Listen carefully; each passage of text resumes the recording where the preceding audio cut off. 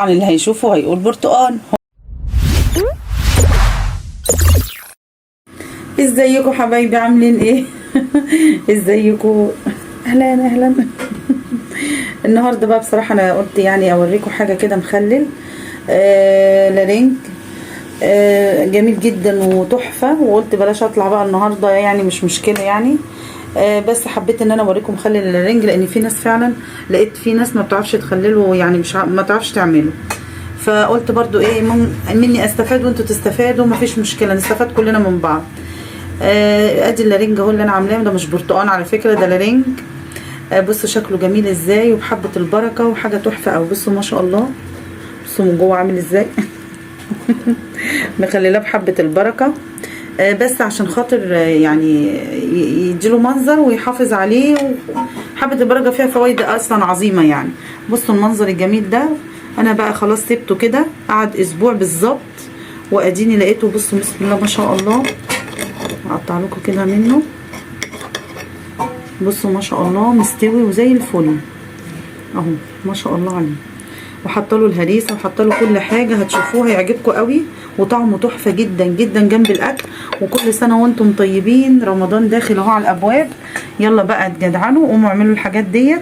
هو على فكره مش غالي، مع انه هو جالي كده يعني، بس هو مش غالي. انا شفت كده بيتباع الكيلو بتاعي ب5 جنيه 6 جنيه حاجه كده يعني. فان شاء الله يعجبكم يا رب، والفيديو يعجبكم، وما تنسونيش في اللايك بقى والشير. ويلا بينا بقى نشوف هنعمل ايه مع بعض خطوه خطوه. يلا بينا. دوت اهو معانا طبق اللارنج زي ما انتم شايفين كده. ايه رايكم؟ كانه برتقان. بصوا منظره اهو كانه برتقان، اللي هيشوفه هيقول برتقان. طبعا انا يعني قشرته بتبقى تخينه كده وزي ما انتم شايفينها كده اهي. بصوا بتبقى تخينه كده. المهم يعني دلوقتي احنا معانا اهو كميه اللارنج اللي احنا هنعمله. البرتقال اللي قدامنا ده اللارنج يعني. هعمله دلوقتي وهوريكم الطرق ازاي قبل رمضان عشان تلحقي تخلليه، وهينفع ويبقى طعمه جميل قوي في رمضان. يلا بينا بقى نشوف كل خطوه عملناها مع بعض ازاي، وهنعمل ازاي مع بعضنا. يلا بقى نشوف. هنا بقى انا حاطه ميه على النار اهيت سخنه هتغلي اهي. هحط فيها اللارنج دوت اهو، عشان خاطر ايه ياخد غلوه بس كده على النار عشان يطرى شويه.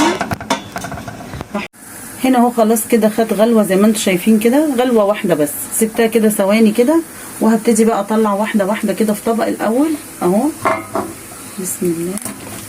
ايوه كل ما اطلع دي كده.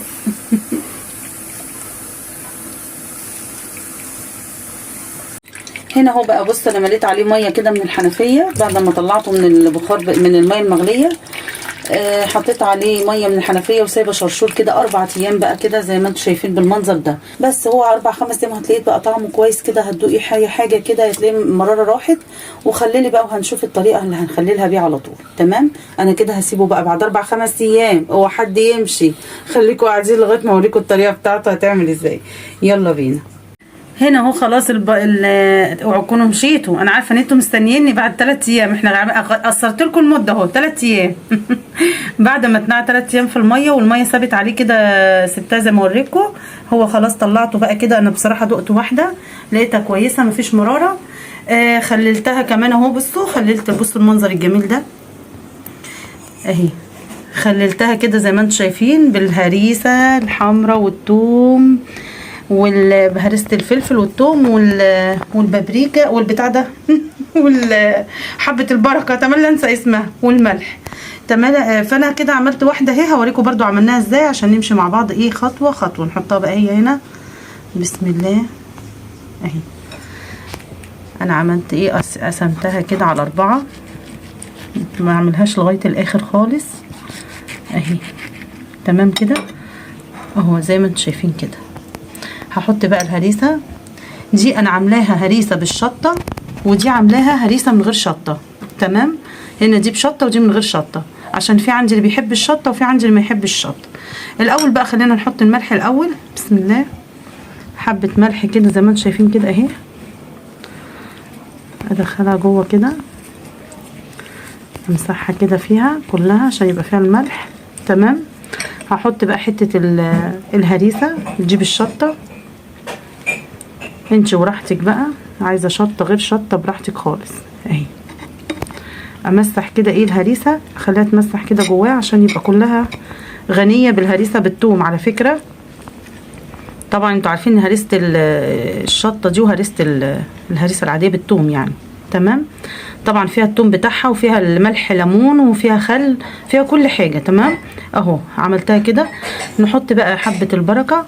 حبه البركه دي وظيفتها بتبقى منظر وفي نفس الوقت بتحفظ الحاجه برضو يعني، وفيها فايده كبيره يعني عشان تديها منظر حلو كده زي ما انتم شايفين. ايه رايكم بقى في المنظر العسل ده؟ تسلم ايديا.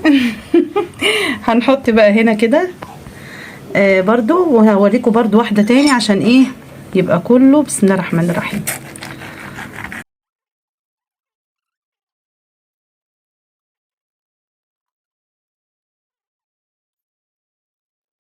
بس كده اهو.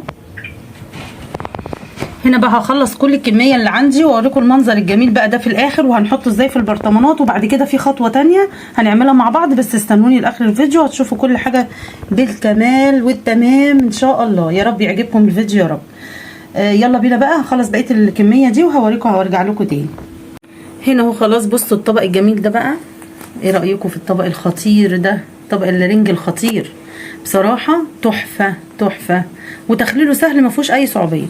هنا بقى جبت البرطمان اهو، حطيت حبه الميه ديت فيه اهي اللي انا طلعت مني وانا بقطع الرنج. بسم الله الرحمن الرحيم. مثلا يعني كده اهو.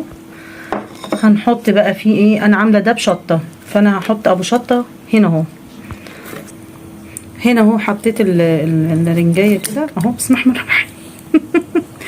مش عارفه اقول ايه بس اهو. هناخد كده التانية فوقيها. بسم الله الرحمن الرحيم. دول بشطه تمام اهي.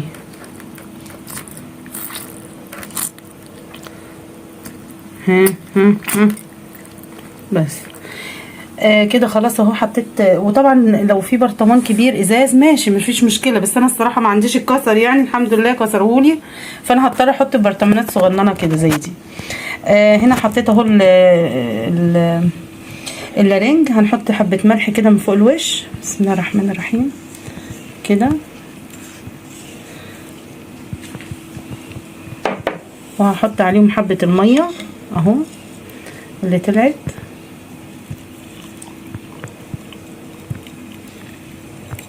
تمام كده اهي. وهو كمان لسه هينزل ميته. وهحط الزيت كمان من فوق الوش، حبه زيت كده. بسم الله الرحمن الرحيم كده. بس كده. شكرا شكرا شكرا شكرا للخدمات بتاعه البرطمان. هجيب هنا ورقه استريتش كده. بسم الله الرحمن الرحيم. بصوا منظره الجميل ده. وهحط كده الغطا بتاعي. وشكرا جزيلا، الف الف شكر. ايه رايكم بقى في المنظر التحفه ده؟ بصوا المنظر الخطير ده. طبعا همسحه بقى بحته مبلوله كده وهوضبه واحطه على الترابيزه. هيقعد له مثلا بتاع اسبوعين، وبعد ما يقعد اسبوعين كده هوريهم لكم بقى شكله ايه على حسب ما هدوقه وهشوف ايه طعمه. ولقيته تخلل هوريه لكم على طول تمام. هو حد يروح في حته بعيده. بعد الدبكه بقى وبعد ما طلعت روحي الصراحه. بس لا والله سهل، لا والله سهل وجميل جدا. هو انا بس يعني كان جاي لي دول هديه كده، جم من عند الله كده. حد اداهم لجوزي وقال له يعني خد خليلهم في البيت عشان قبل رمضان. فقلت اخليلهم بقى قبل رمضان. وهو ما شاء الله بصوا الجمال ده بقى، وحاجه جميله بصراحه وبتفتح النفس بصراحه، وريحتهم تحفه قوي، ريحتهم جميله جدا. هنا انا عملت الثلاث برطمانات الصغننه ديت عشان ما عنديش برطمان كبير يلم الدنيا دي كلها، بس اتصرفتها يعني هسكت. وبعد كده رحت حاطه هنا عندي في العلبه عادي خالص مفيش اي مشكله، وهغطيها كده عادي خالص مفيش اي مشكله اهو بالكيس كده. وبعد كده هغطيه عادي خالص. وبعد كده هحط دول فوقيها علشان تكتم برضو اهو. وهتبقوا كده على ترابيزه المطبخ قدامي زي ما انتم شايفين المنظر التحفه ده. ايه رايكم بقى؟ اظن بقى مفيش احلى من كده. بصوا الجمال بقى ده. هنا بقى الكيس مثلا كده طالع زياده من هنا كده هقص كده عادي مفيش اي مشكله خالص اهي. واتحلت الموضوع. انا لاني ما عنديش برطمان كبير بصراحه اتكسر، فهم دول يغنوا خلاص مفيش اي مشكله، الواحد بيتصرف. ايه رايكم؟ لو عجبكم بقى الفيديو ما تنسونيش بقى في اللايك والشير والسبسكرايب. دعموني يا جماعه بقى، دعموني. مش معقوله كده، انا مش حاطه كهرباء ولا مش مكهربه اللايك خالص، انا سايباه زي ما هو. لو عملت لايك هتعمله على طول، هيبقى يجي على طول.